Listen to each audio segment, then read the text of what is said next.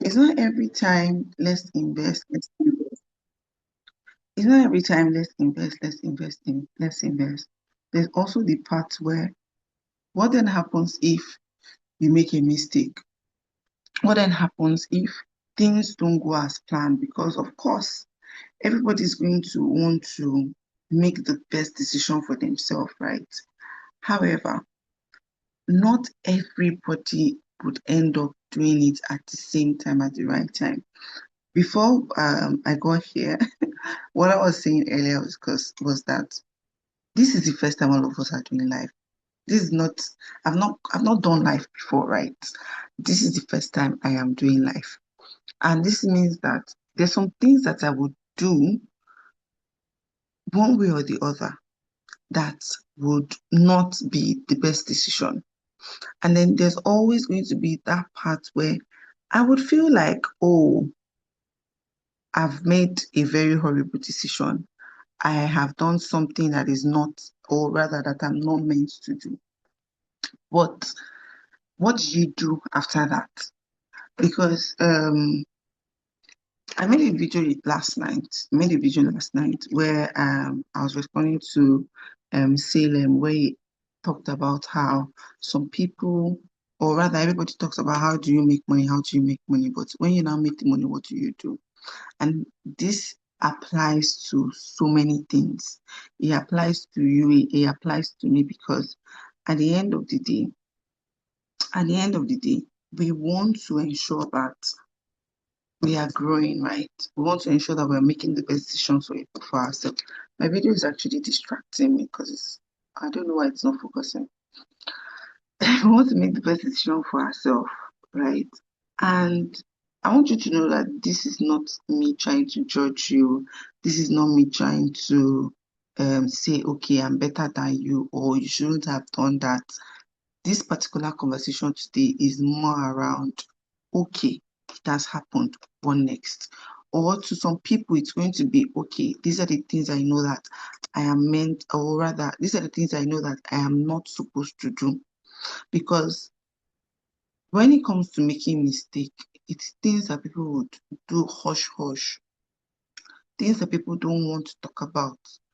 But today, I'm like, let's talk about it because there is somebody right here, right now, that has sat down on a particular day and has judged themselves and said, oh, I used to make money or money used to enter my hand, but I don't have anything to show for it. There's also somebody that would have opened their mouth or have thought about how, oh, I borrowed money from people and I've not paid. I don't know how I'm going to pay. I don't know what to do. I'm stressed out. I'm bad with money. I shouldn't have borrowed it. The business I wanted to do is not working. There's somebody that has also told themselves that.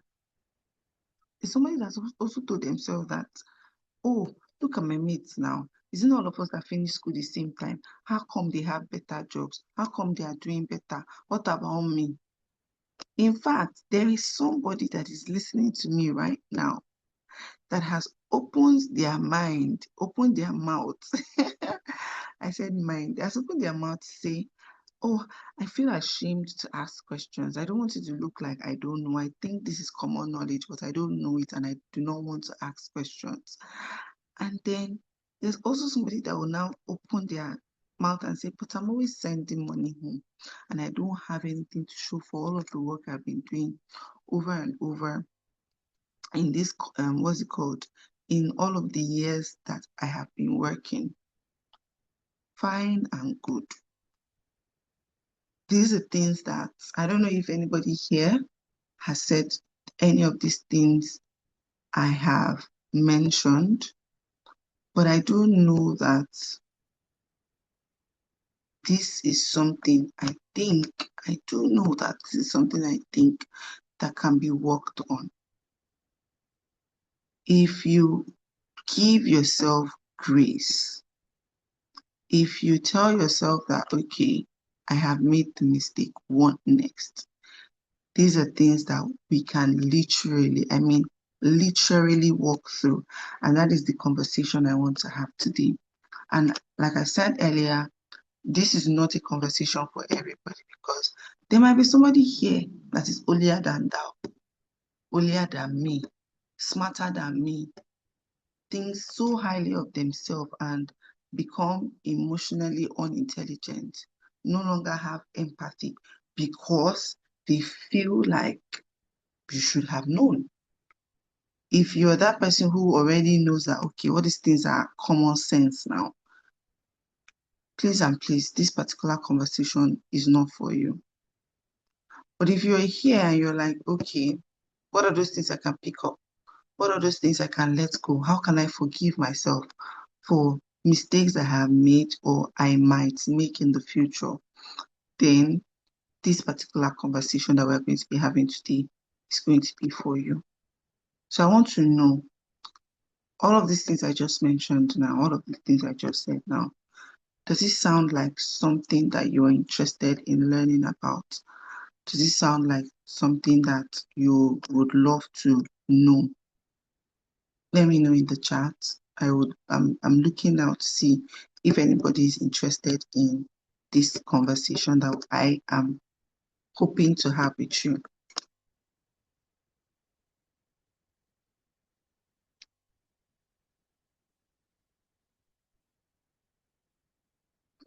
Okay. Thank you very much, Mary. Thank you. Thank you, everybody that has responded. This is how we have relationship. I don't know why I was talking to myself all the while. But now let's move on quickly.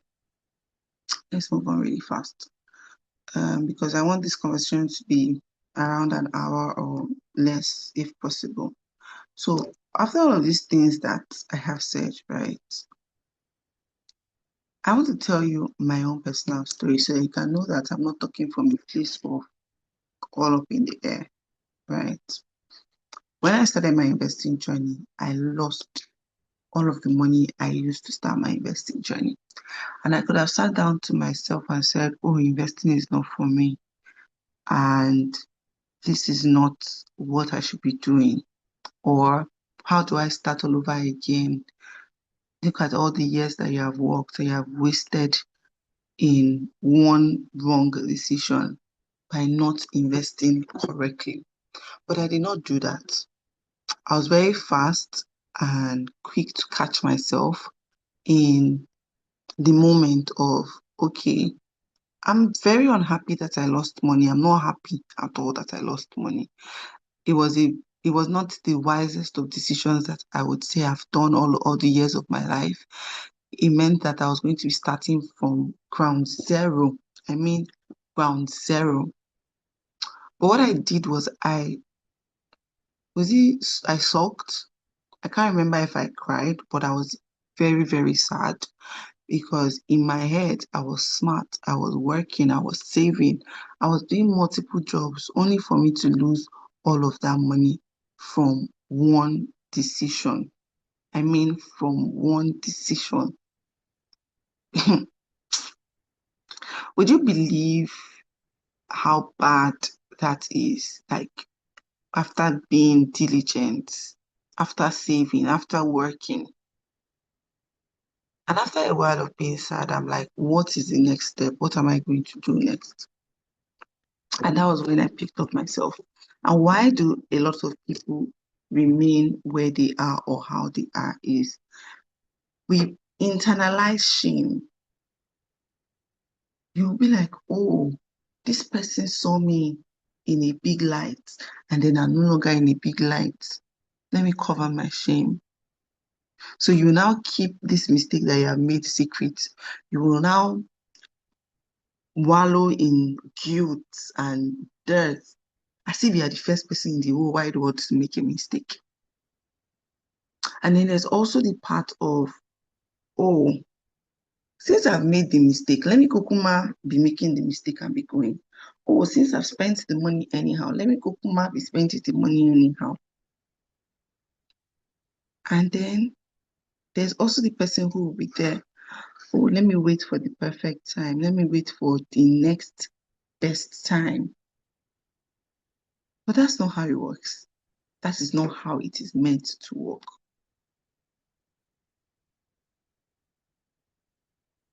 I hope that it, I do hope, I genuinely hope, right, that we're able to see this through. Okay. And then there's also the part where a lot of people now internalize this error. So you have made the mistake. All of a sudden, in your head, you now tell yourself, I can never do anything right again.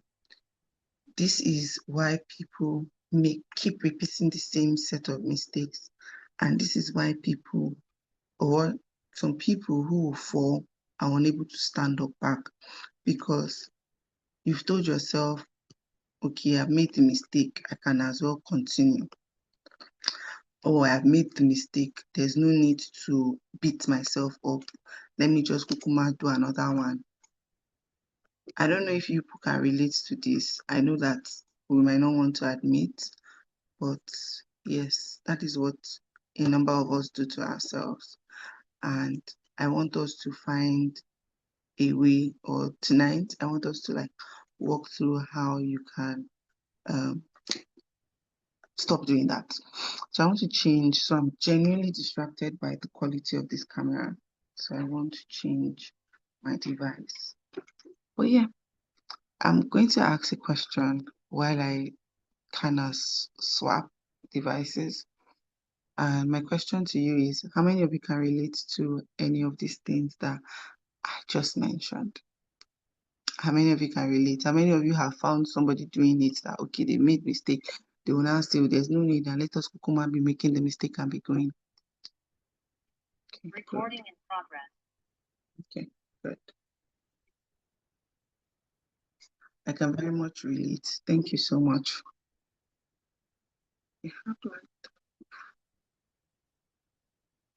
Oh, fantastic.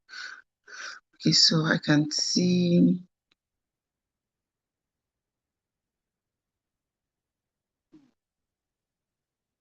this. Okay, let me see. I didn't see the other response. Yeah.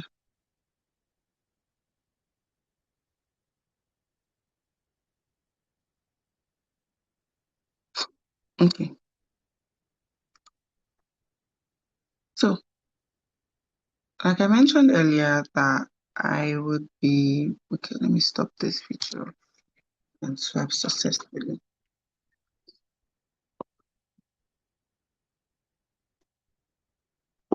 Okay, so please let me know if you can hear me. I need a quick, can you hear me? How do I present? Oh, fantastic, fantastic, good. So, I know you can't see me, so let me check if, oops, I just did something I wasn't supposed to. Okay, look at this camera, is better. Right.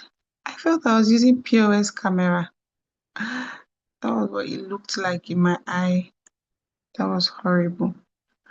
Okay, so when it comes to recovery, I was able to whip up this 3-stage recovery framework. Oh wait, before we get there, let me see.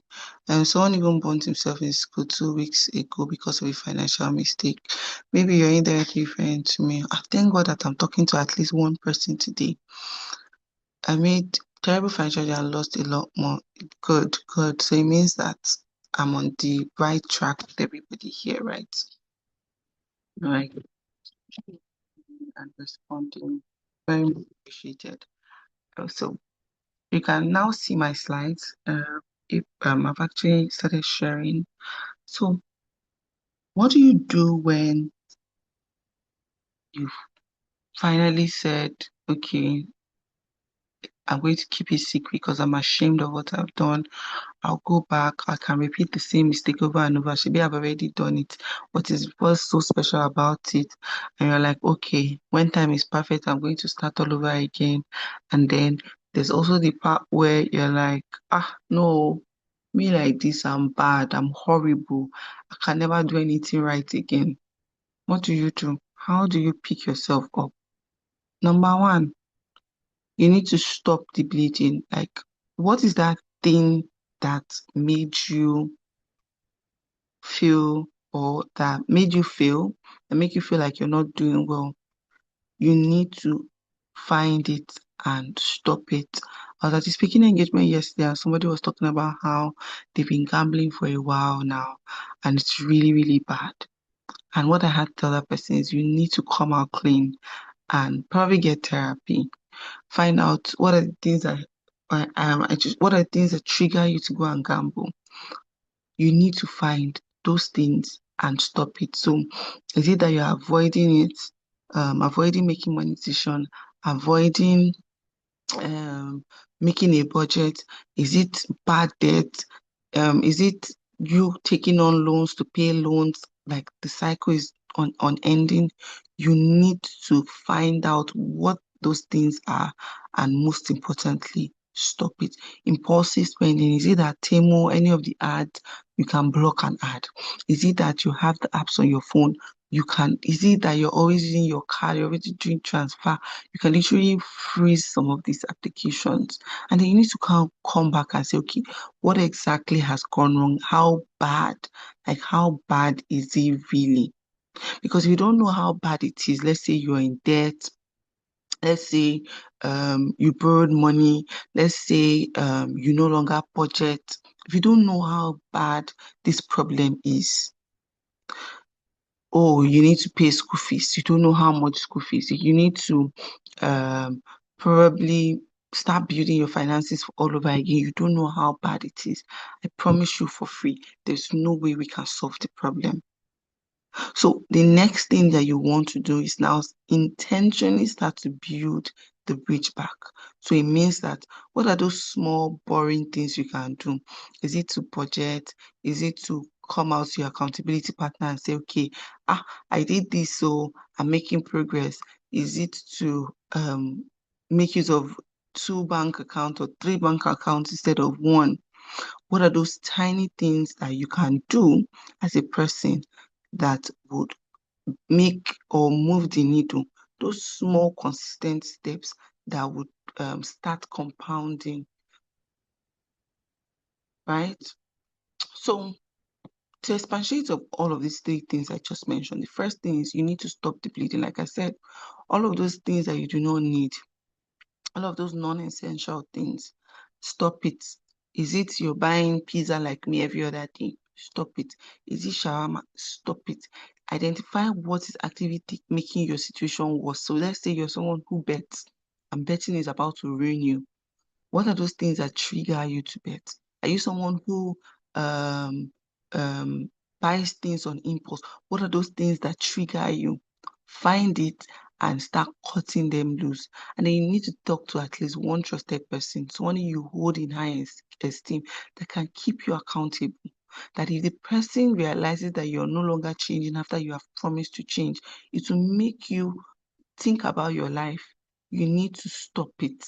And then for people who have debt, you need to stop borrowing money to pay off all the other debt, because what you are doing is you're literally just pouring fuel on top of fire. And guess what will happen? It will burn. And then what are the things that you can now do? First things first, you need to identify those numbers. Identify the real actual numbers, right? So what do I mean by this? If you're someone who has debt, you're owing money, right? How much do you owe? I just realized that my camera is off. This other camera did not come on. How much do you owe? What is the amount of money that you're owing? How much is it? It's very important that you know the total number. Is it your bank? Is it buy now, pay later? Is it your friends? Is it your family? What are those pending obligations that you have never mentioned that you have choked in the corner? And then when you think about your monthly income versus your monthly commitment, that is money you have to pay back, versus your monthly income, are they on the same pedestal? You need to put it like, because see, if you're not honest with yourself, me, I can never help you. Even if you say, okay, come, let's do one-on-one. If you are not honest, if you're not transparent, there's nothing we can do about, right?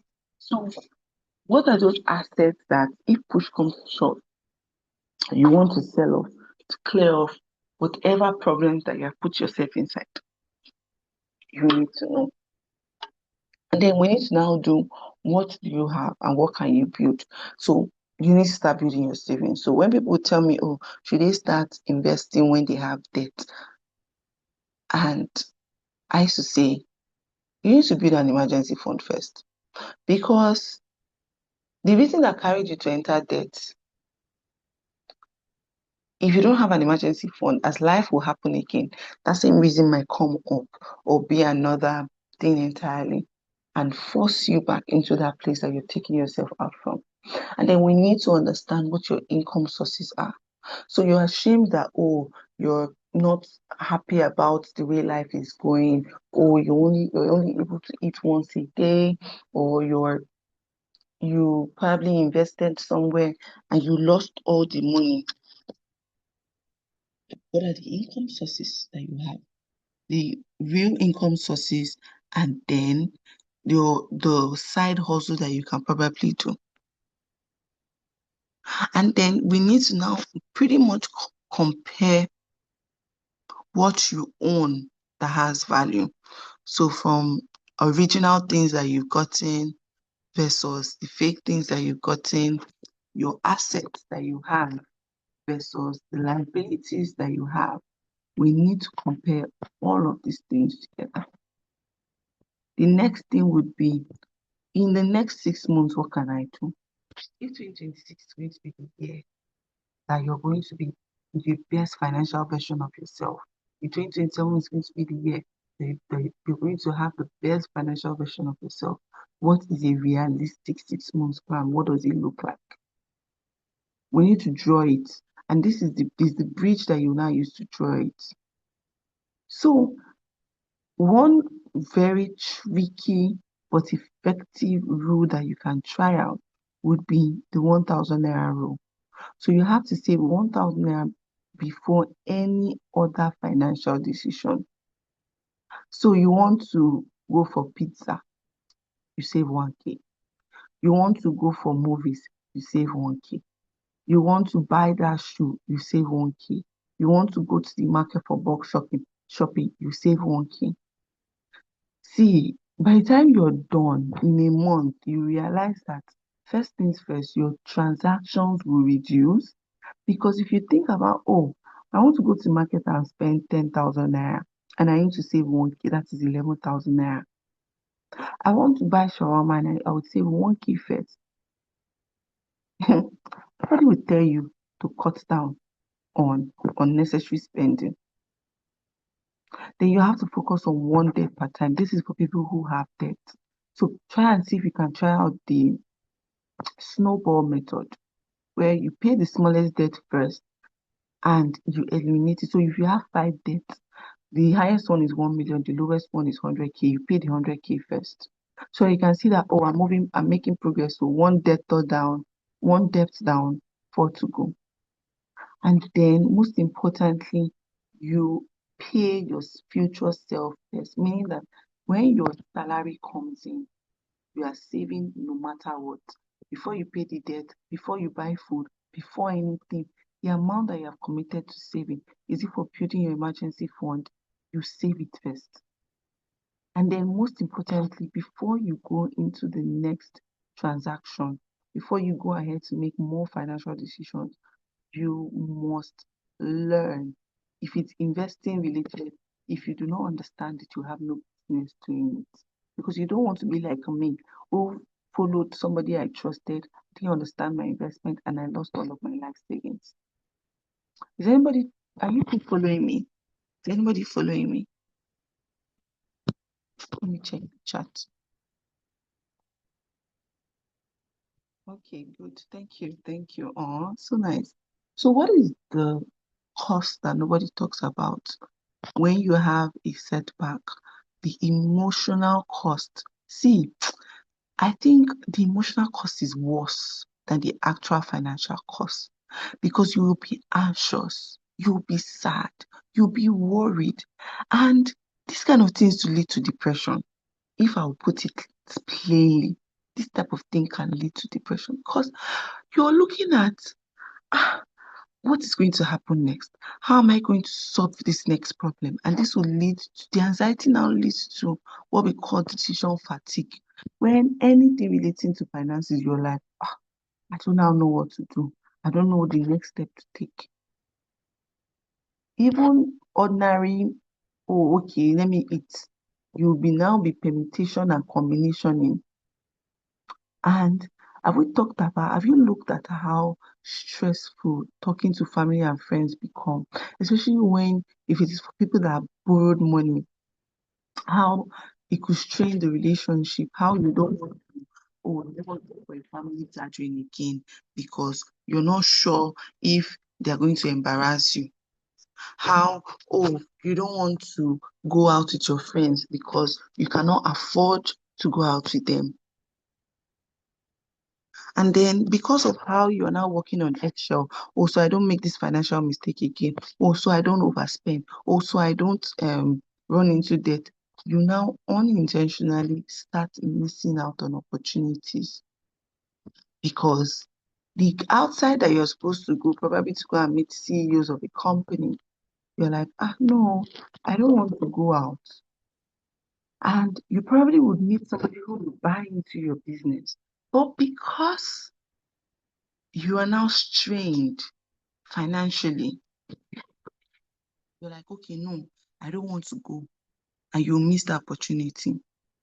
Or is it for people that are in business who no longer want to take on bulk orders because they're like, the last time we took a bulk order, they did not calculate where can it come. The one that is now supposed to make you a lot more money, you will now miss out on it simply because of the stress of bad financial decisions. So what can you do going forward that is going to help you to overcome this phase that you probably are in? And let's say you're not even in the phase, let's say you find yourself in a fix where, okay, you've made horrible financial decisions. Number one thing is you want to apply the 72-hour rule, meaning that every single time you need to make a financial decision, you would wait for 3 days to be sure that you're not in panic, you're not going to experience some sort of setback, and you are making this decision clear-headed. Very important to be clear-headed. And then another thing that you can now look out for, especially for those in debt or those that have made bad investment decisions and have lost money, is you want to now have a bare minimum budget. So what does this mean? You need to write down 5 things that you must pay for every month. I mean, this is not you saying, okay, I will or I will not. It's non-negotiable. Like you must do every month. And it is not the same thing for everybody. And then for those of you who have debt or you know someone who has debt, you want to advise the person that they need to go and call the company because there's credit score in Nigeria. And if you default on your debt, you're giving yourself bad credit ratings. And what then happens is that when it's time for you to borrow money in the future, you're unable to borrow money because they've looked at you as a debtor who does not keep to the end of the bargain. So you need to call and tell them that, hey Joe, I can't meet up with my payment this month. This is what I can do. How can we move forward? Because I'm willing to pay this money. If it's a reasonable company, of which most of these companies are reasonable because they just want their money back, you will get a pardon. You get a pardon and it doesn't entirely affect your credit score. And most importantly, you can even negotiate for them to rearrange this what do you call that thing? To rearrange this debt for you.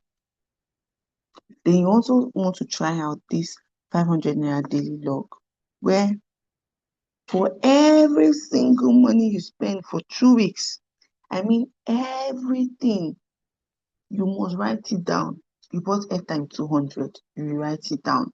You bought airtime 10,000, you will write it down. You bought food 500, you bought sweet 15 naira, you will write it down. Why? You need to see exactly where your money is going to. Most importantly, you must learn something new about finances every single week. I mean, every single week. It could be as simple as, how do the banks make money? How can I make money from a bank? What are the investment vehicles that are available? What is treasury bill? What is stocks? What is compound interest? Because this will make you start moving in the direction of doing better with your finances. You must learn something new about finances every single, and it does not have to be, oh, go on YouTube, go on Google. It could be as simple as watching Instagram pages, watching actual financial educators. It could be that simple. But most importantly, for your financial first aid kit, you need an accountability partner. I know for free that they did not born me well. Me that is talking to you, to default when I have somebody that I hold in high esteem expecting a response from me. I tell you that for free that they did not born me well to default. Why? It means that I'm no longer a woman of my word. It means that I'm not giving the person reasons to doubt me. It means that I'm not giving the person reasons to be holding me more stringently. So you need somebody who can check up on you. Maybe it could be bi-weekly, so every 2 weeks. It could be monthly, to tell them your progress. So I know that most of the time when we talk about what they call it, recovery, when we talk about, oh, how can we move on from bad decisions we've made, half the time, in fact, like 70-80% of the time, that is the number one thing. Not even making poor financial decisions, not buying the wrong thing, not investing in the wrong thing. Those are not even the most. It is debt that people think about. So from debt you owe your family, from debt of you not meeting up with your business, and from debt that you stopped paying. It is not, you are not the first person to default. Even Nigeria as a country is to default. A whole nation is to default on debt payment. But what do they do, even as a nation? They go back and beg for more money. I don't mean it like that, but yeah, they go back and they restructure how payments can be made, how they plan to make XYZ money in XYZ period and will pay you from that. So if you ignore your debt is when you're making a bad decision. But just because you have debt does not mean that you are the senior of the seniorest. That's not it. So if you're owing family and friends, you want to communicate. You have to communicate. Because yes, they're not going to come and embarrass you, even though there are some people that their head is not there, that would outrightly embarrass you. But you need to communicate and tell them, this is where I am and I have you in mind. You see, the thing that's paying people pass in terms of friends and family that owe people money is when they pretend as if they are not owing you. You see, those business ideas that you have started and then you borrowed money to start, and then the business is not working, and then you're owing money.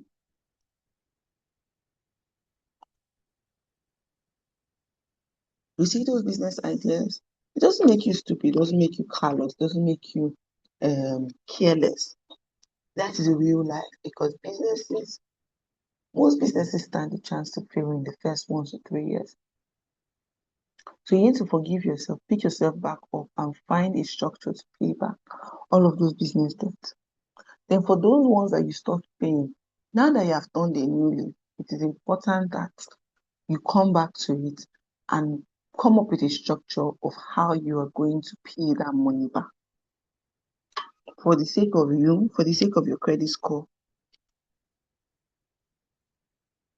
Okay, so I just got, okay, I'm sharing. Please confirm that you can hear me. Is this thing still share? Okay, it's sharing. Next thing you want to do is let's talk about um what do you call that thing? Recovery. Because sometimes people will think that in terms of picking up yourself off from debt is that you just all of a sudden cut down on all of your spending, you will not be making money, you'll not be okay, thank you. A call came, that was why. There was I. A lot of people think that when it comes to recovery means that you're going to cut down on all of your spending. You're not going to be spending money anyhow again. But that's quarter or half of the problem because the more money you're able to make, the more you're able to pay off debt and start building the financial future that you want for yourself. And like I'd always say that there is a limit to how much you can cut down of your spending. But what you cannot do, there is no limit to, is how much you can make money. So what are the ways that you as a person can make money? You want to monetize your expertise. You want to monetize your knowledge. So do you know something that you can train people on, you can consult on? Do you have a skill that you're not using to the fullest? You need to find a way to package it and start selling it to people that need it. I'm not saying go and do a shabby 2-page ebook and expect people to pay. I mean actual value, actual things that people are willing, that will find value in. And then you want to ensure that before you buy another new thing in this stage, if you're someone who has debt, you want to sell off something that can give you money. Yes, sell off stuff that can give you money. So while I do not generally preach selling off properties because I'm a hoarder for life, if push comes to shove, you're in this tight space, you want to sell your a skill, your time, your space, offer it for something before you go ahead and spend more money. And then you see those small income stream, 20K here, 5K here, 10K here, stack it up. Can you write? Can you draw? Can you speak? Can you build a website? Stack it up. And then as you're growing, remember I already said in the first aid kit that it was very important that you learn about finances, learn one concept, one topic, anything. You need to now start actively upskilling. What do I mean by that? Upskill with intent, with intention that, okay, if I learn this thing in the next 90 days, does it give me an opportunity to make more money from it? Does it give me an opportunity to go to my office and tell them, okay, I can do this thing. Would you increase my salary? What door would this new skill open for you?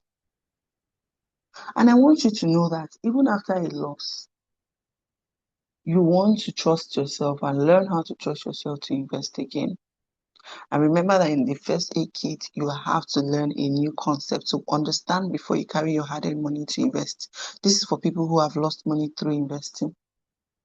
I've spoken to people who are in debt, what you can do.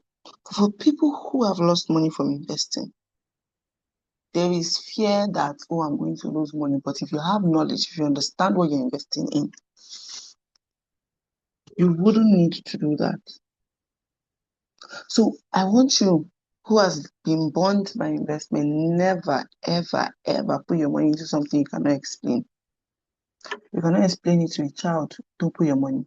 You cannot explain it in 2 minutes, don't put your money. Because what that does for you is that you're shortchanging yourself. And you need to start with things that are regulated. So treasury bills, money market, build confidence and safety first. And then only invest what you are willing to lose, because yes, that is where investing comes to play. If you're not willing to lose money, do not invest. And as you're beginning to stack up on your investment, now that you're like, okay, I've forgiven myself, I'm learning to invest again, I'm trusting myself, Diversify as soon as possible. Never, ever, ever put 100% in one asset, in one platform, in one person. Ever. Why is this? A lot of people are going to lose money from the stock market this year and in coming months because they've carried all of their life savings and they've put it in the stock market. You that is listening to me right now will not fall for such a thing because now you know better. Now you know better. And then you need to start writing out why you are doing things that you are doing. Because if you don't write it down, if you don't document, when somebody will come and tell you that, oh, it is gold that is the next best thing, you carry your hard-earned money and you go and invest in gold. When gold drops or when people are selling, you go to Bitcoin. When people, please document. Very important that you document. So what are the things that, okay, it's not debt, it's not investing, it is probably impulse spending, it's probably trusting the wrong person. What are those mindset shifts that I want you to take home today? You can screenshot this one, you can paste it online, you can just hold on to it. Every single time that you tell yourself that you're bad with money, I want you to remind yourself that you have made decisions that did not serve you, but now you are learning from that mistake. You are learning new ones that's going to serve you. Every single time that you tell yourself that I will never recover from this thing that I've put myself inside, I want you to remind yourself that even if you break your hand today, your hand will not heal today. They will put bandage, they'll put cast, it will take weeks. So your recovery will take longer than you want it to take, but it is going to happen. It is going to be even shorter than the time that you envision. And then there's one part of you that would always beat yourself up and tell you, I should have known better. Who told you you should have known better? Did they teach you in school? Did they tell you at home? You're learning from your experiences, so nobody taught you. So you are teaching yourself from your experience. So why are you beating yourself up for crying out loud? And then there's somebody that will say, oh, I'm behind. Will I ever catch up? Who told you that you have the same timeline? I was reading something the other day and I saw that the average age of people being CEOs is around 55, 57, not 26, not 30, not 45, 55 and above. Are you 55? So why do you think you should have it all figured out by now? Everybody's financial timeline would be different, and your own is your own because you're not living the same life that other people are living. So if you're like, oh, I need a recovery plan, what can I do in the next 30 days? The first week is you want to paint out all of your financial pictures. So if you were listening from the beginning, I already said a number of things that you could do. Write it down.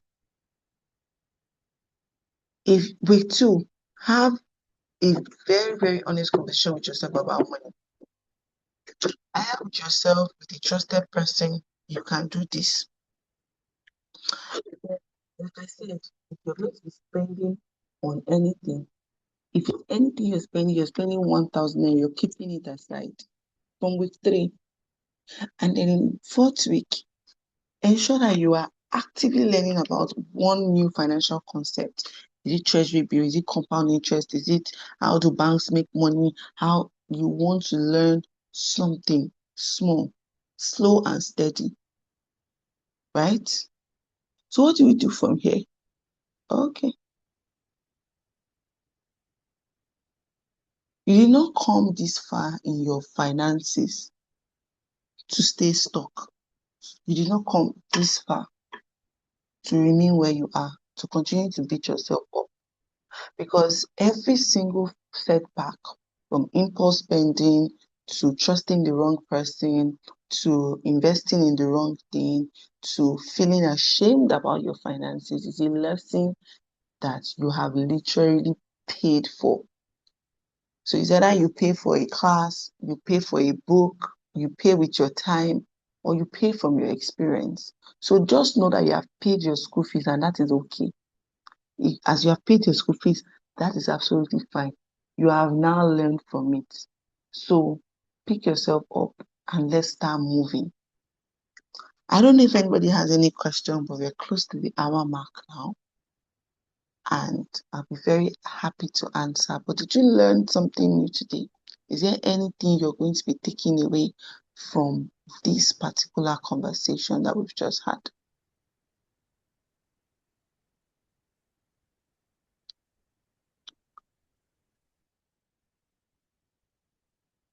Is there any questions? Okay, Susan has their hand up. You can unmute your mic. I'm glad that I learned a lot. Yeah, it was intentional. It's not for Good this evening. particular. Good evening. It's not for this conversation. Thank you for what you are doing. It was really very eye-opening and sort of renewing one's interest that one should be conscious of his finance. But you just said something in passing. That's why that's the question. You said the stock markets will soon go down. I don't know if you can add more light to that. Thank you. No. So what I said was that a lot of people are going to cry because stock markets will go down because they've put 100% of their investment in specific things. So if you have a diversified portfolio, even if there's going to be a dip in the future, it will not affect you as such because you have 20% real estate, you have 20% mutual funds, you have 20% treasury bills, you have 20% fixed income, you have 20% stock compared to somebody who has 100% stock. That was what I was referencing. Do you get that? Susan, are you here? Okay, good. The manufacturer says my takeaway Hi, is stop the YPG. bleeding.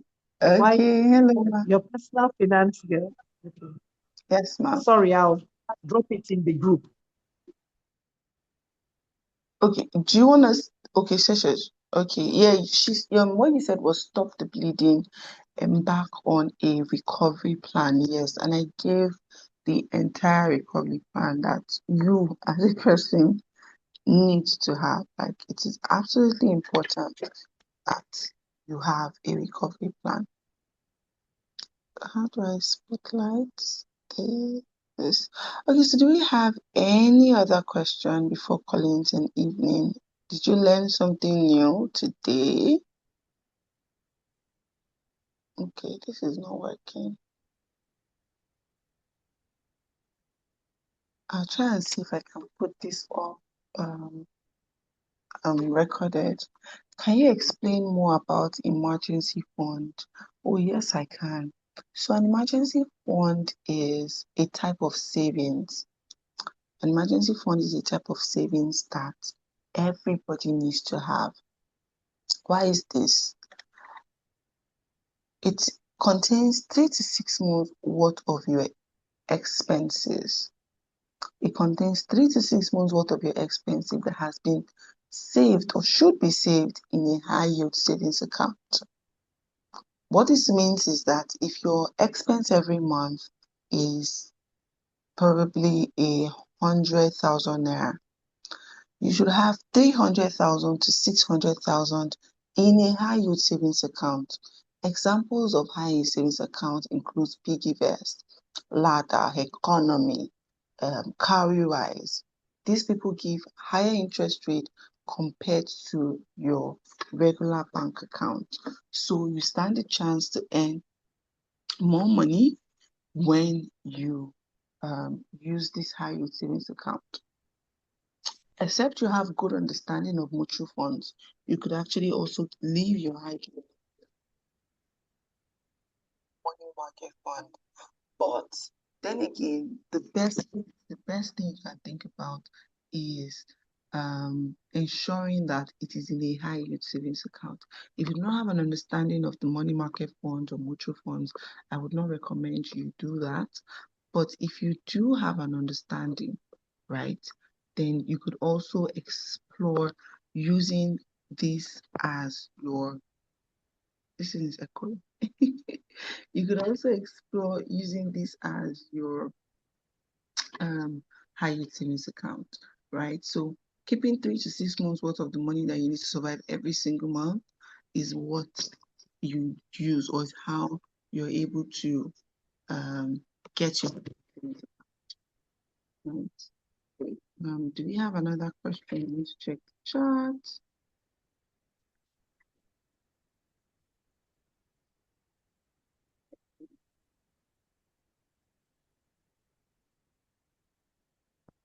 This is what I've been trying to do all the while. So now that I have it on here, okay, so let me check the chat.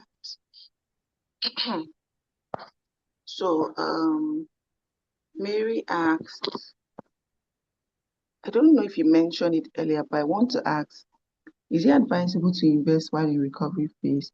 I know you mentioned something around that. So what I did mention that before you go ahead to start investing, you need to build your emergency fund in your recovery phase. Because if you're someone who is in this because of, let's say you're in debt, the only reason you're in debt is because you made some wrong decisions, and then some unforeseen circumstances probably also happened along the way.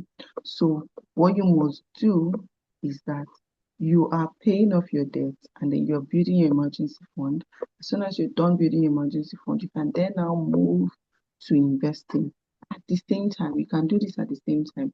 But what then happens is that if you do all of this at the same time, is that you would spend a longer time to pay off, and if it is a high interest debt, if it's debt particularly, then you're going to pay more in interest. But if it is not a high interest debt and you can wing the both of them at the same time, please by all means. But it's important that as you're paying off your debt, you have some sort of savings, an emergency fund or a target saving, so that if push comes to shove, you are not going through the same cycle over and over again. Yeah. So I hope I clarified that. So Emmanuel follows up, can money market fund be used as emergencies? If you understand how it works, the withdrawal process, the content of whatever you're investing in, of course, yes. But if not, please and please do not do that. And about having an honest conversation about money with someone trusted, doesn't necessarily have to be a financial expert, or it could be anyone. It doesn't necessarily have to be a financial expert, but it has to be somebody that can also advise you on what to do. But most importantly, somebody that you hold in high esteem, that can keep you accountable, right? Because if you're holding somebody in high esteem, it means that if you come and tell the person that, oh, I'm owing 10 million naira, the first thing the person is not going to do is judge you. And then as you're continuing to grow and paying off your debt, if it is a debt situation, the person is not going to come and tell you, okay, come and give me money. So it doesn't have to be a financial expert. It would be nice to speak to one so that you can have like a personalized plan. But aside that, you can speak to any other person that you really respect and has like enough knowledge to like move you from point A to point B. What's the next question? Good evening. My to-do from this session is to learn something new about finance every week. Fantastic. My question is, can a person with your current health issue maintain a healthy finance, considering hospital bills are high and illness are most time not foreseen?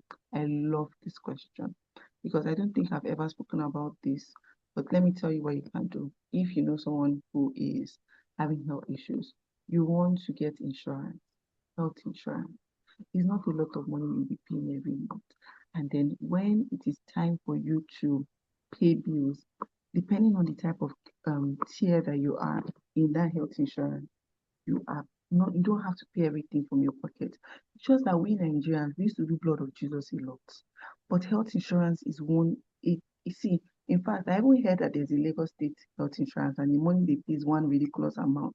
But then again, it will save you from paying some small things.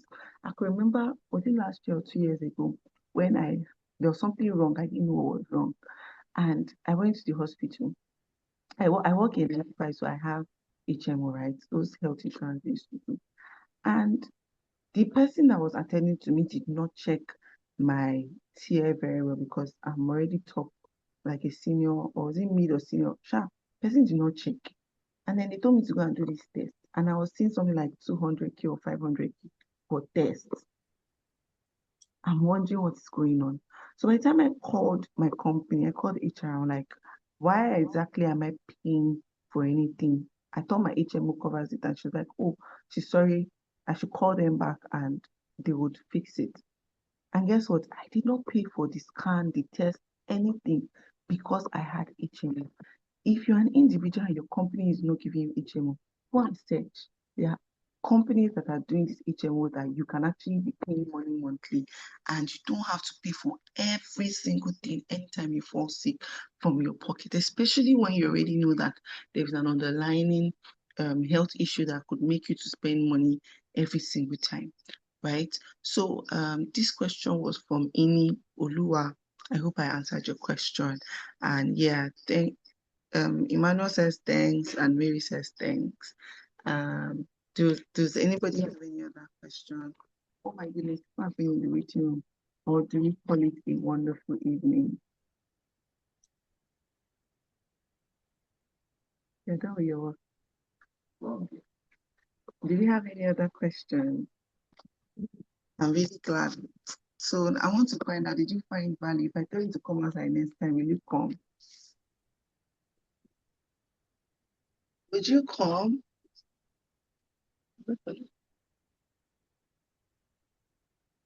You're awesome. Teacher YK, that was such a sweet compliment. Thank you so much. We're already outside. I'm glad. I'm so glad. All right, now have a wonderful evening, everybody. I hope that we have a fantastic, fantabulous week ahead.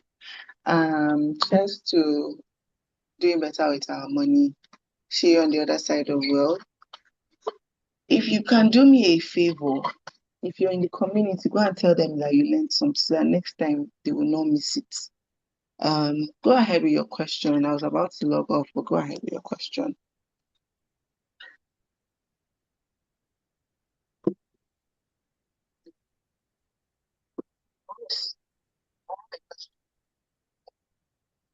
For you, I don't keeping us here now, but please, if you're still here, go on the community and tell them that they've missed a lot. So that next time they will come outside the way you came outside. See, somebody is just joining 1 hour after. I'm Okay, waiting for the question. Can you unmute your mic so that it's faster? that's what I'm about to say. Can you hear Okay. me? Yes. You said something about Hold on, please. Hold on, please. My stuff is echoing.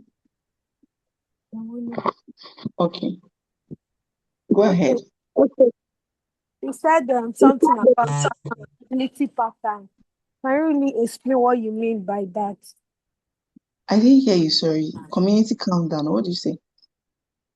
Accountability pattern. Okay, accountability partner. Yes.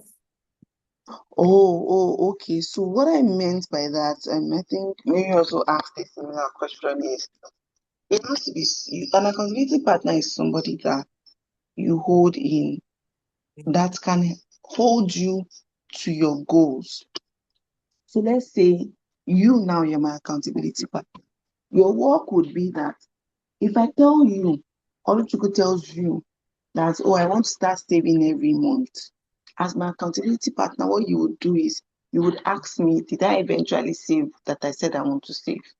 So it is somebody that you hold. It's better if it's somebody you hold in high esteem where you can just go and say, okay, my goal is to read one book a month, is to save 10,000, is to pay my debt and all of those kind of things. And then I will report, you will report back to the person. So me now, I will report back to you and tell you at the end of the month, oh, I did this, I did not do this. Or if you don't come and meet me quick, or if I don't come and meet you quick, you can then now check on me and say, how far now? The goal you say you were going to do, what is it? Do you have any blockers? Do you need help? That kind of thing. So that is what an accountability partner is. So you have to find somebody that understands what you're trying to achieve. So you can tell them this is what I want to achieve. And then they will hold you accountable to it. They will make sure that you do it. Do you understand?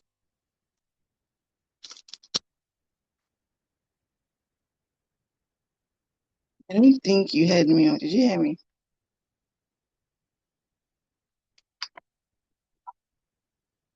Yeah, I Okay. heard you. I got it right.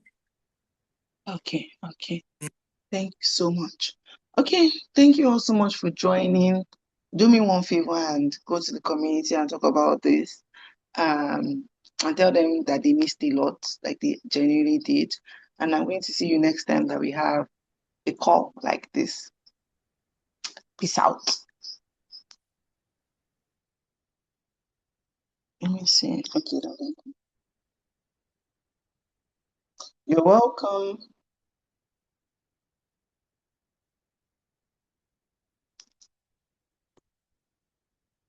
Mm.